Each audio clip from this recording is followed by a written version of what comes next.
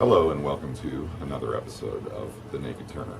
Today I'm going to be turning a maple French rolling pin, and this is something that people really tend to like. It's a relatively easy gift, and it's something that can be used for many years to come. And from what I found, these French rolling pins are way better than any other type of rolling pin. You hardly need any extra flour to keep stuff from sticking to them. And I really like making these. They're handy to have around your own kitchen, and more than that, people really enjoy getting them as a gift. I'm making this one as a gift for my uncle, who had requested this, and so I'm going to happen to have a small piece of 1 3/4 by 1 3/4 by 22.5 long piece of sugar maple that I salvaged from a job that I was on. It was destined, it was going to become trim for some countertop, but then this particular piece was rejected and I ended up with it. So here it is. It's a beautiful piece and I'm ready to start turning it. See you in a second. Oh, don't forget, read, understand, and follow all the shop safety for the tools you're going to use. And remember, eye protection, face protection.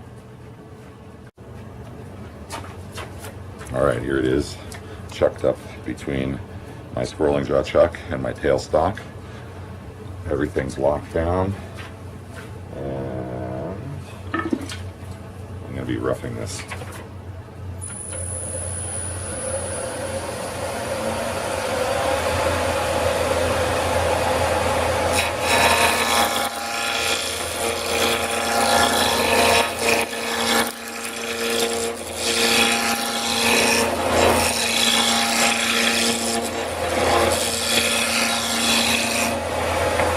So I don't know if you can see this, but I made myself a mark here at center line. So I'm going to be working from center line back here to my end point, back and forth. Then I'll move my tool rest over and start working on this end.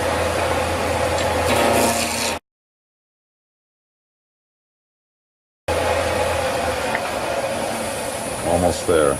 Still have a little bit of flat spot on all four sides, but real close.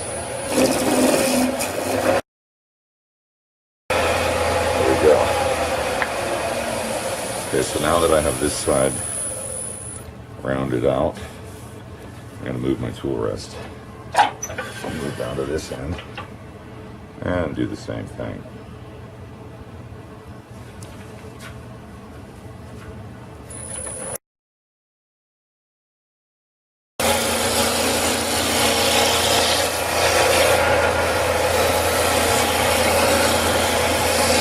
Okay, I'm getting close.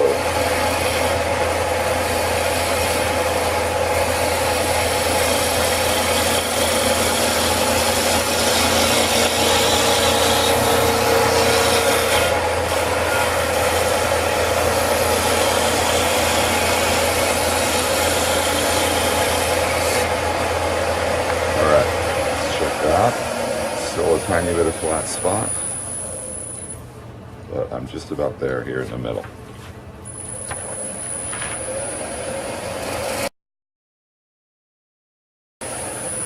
So it's almost completely rounded at this point.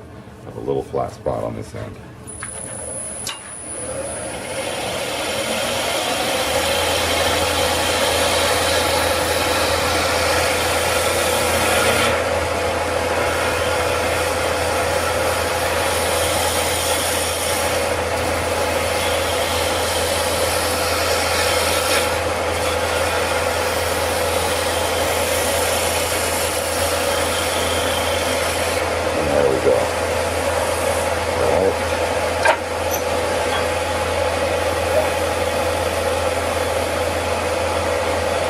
Blending in the middle.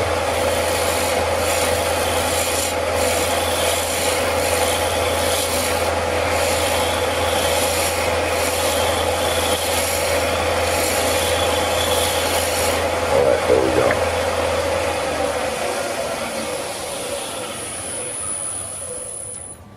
Now I have a nice cylindrical blank for this. And at this point, what I want to do is get rid of these few little grooves I have here.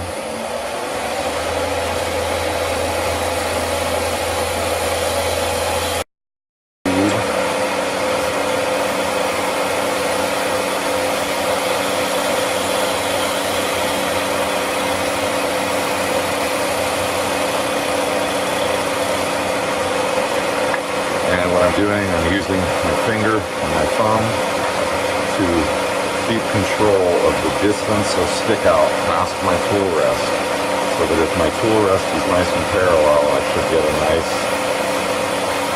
straight cut that keeps me cylindrical. Okay, so now we're going to slide down here, just to right about there. Blend this in.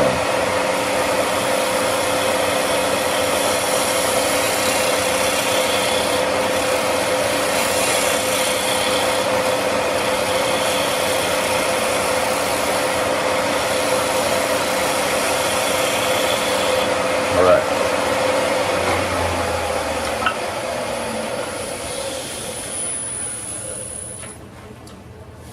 Now what I'm going to do is make a series of marks. And I want to end up with approximately a 22-inch piece here, so I'm going to say from there is 11. Okay, that's the center line that I'm going to pick.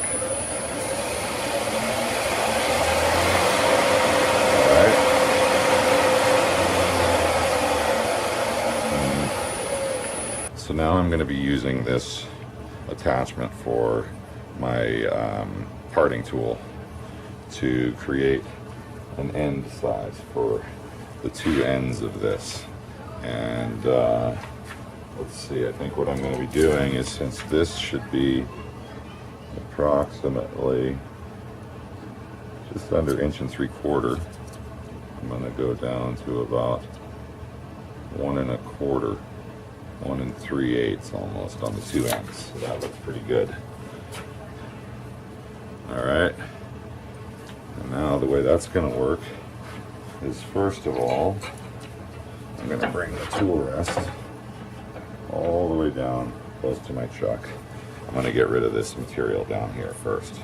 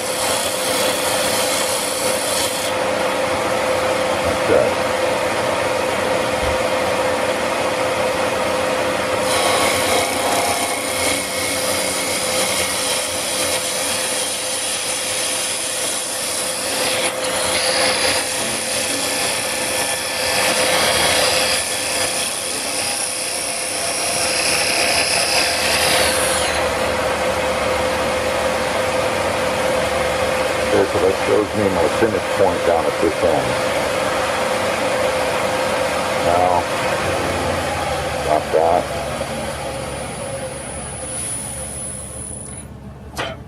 Move this down.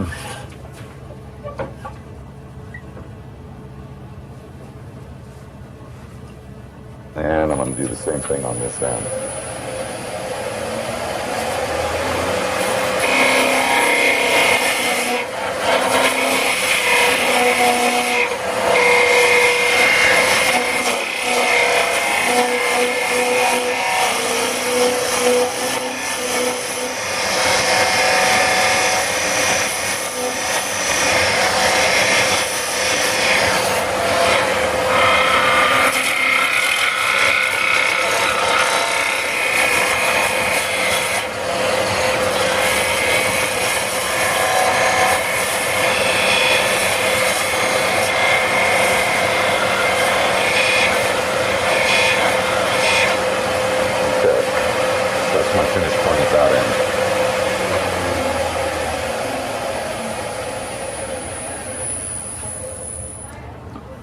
Now what I do is I look at the distance of my shoulder and I make an adjustment here so that my tool rest is almost touching. Yep. Okay, so now what I do is I make sure that there's a gap over here. I'm creating an angle basically to show me the kind of curve that I want to get on this, which is approximately like that. So now what I can do is do the same thing where I start here and I just keep moving across at that same distance, and it'll put a nice slope on this for me.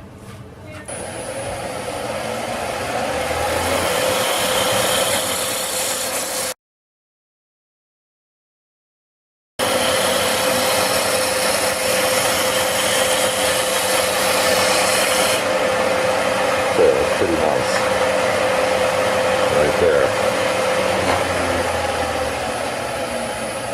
And we do the same thing over on the other side.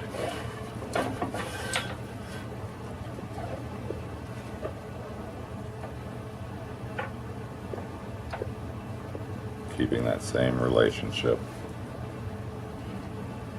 right about like that. All right.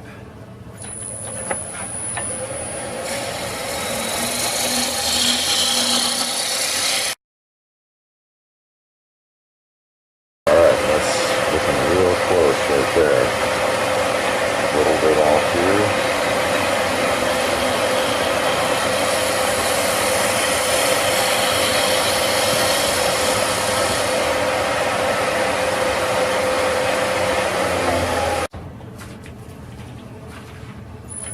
Okay, so I have a little bit of a sort of funny shape right there I want to get rid of.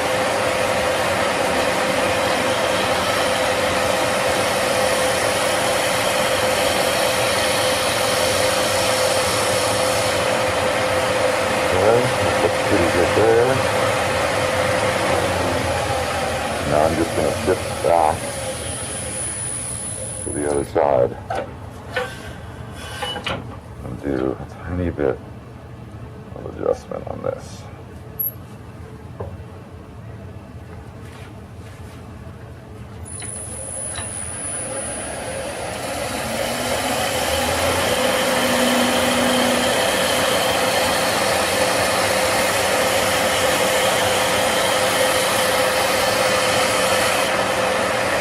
I'm just taking really fine passes.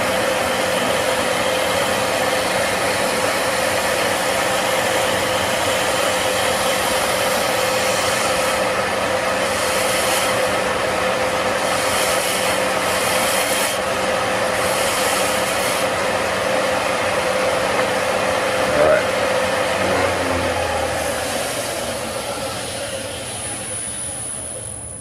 That looks pretty good. I think now all I need to do is some sanding on this.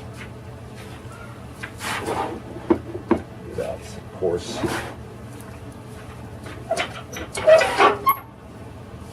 still a little bit fat right over here. For whatever reason, it's a little bit fat right there. Using my old Buck Brothers.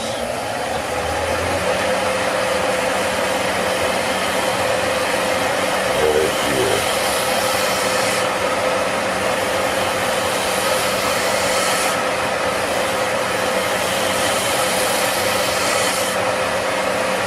There we go. That looks better.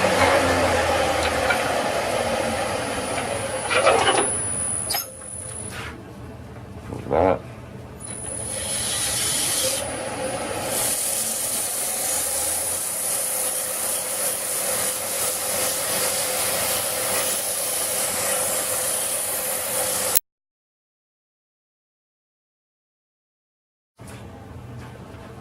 Okay, so now I'm putting on some Butcher Block conditioner, which is carnauba, beeswax, and mineral oil. Vegetable or food grade mineral oil, which has a little bit of vitamin E oil in it to stabilize it. And as you can see, that's really coating that nicely. And I have an almost completed French rolling pin.